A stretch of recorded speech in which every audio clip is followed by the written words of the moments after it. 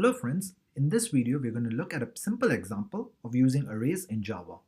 As this is a very simple example, we are not going to use any loops in this particular video. So once again, I'm going to use codingbat.com and I'm going to use this particular problem from codingbat.com and I'm going to code on the browser itself. If you want, you can code it in Eclipse or any other IDE that you are comfortable with.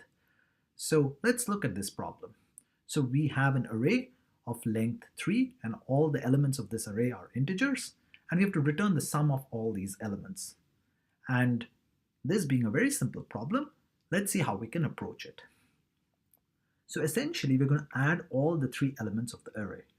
Now the most important thing that this video will teach you is to remember that arrays in Java start from 0. So we're going to add all these 3 elements. So essentially we're going to type return because we're going to return the sum of these 3 elements or the 3 elements of this array. And to access the first element, you have to type nums0. The indices in Java start from 0.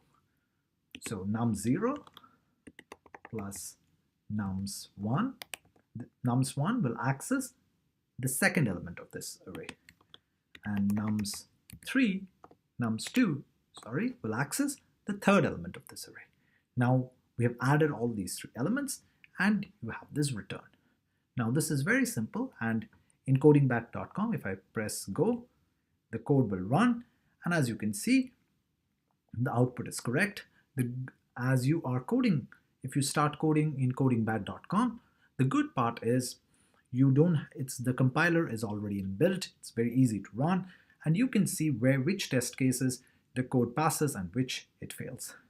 So with this, I'll complete this video. Thank you for watching, and please, if you like this video, do subscribe to my channel.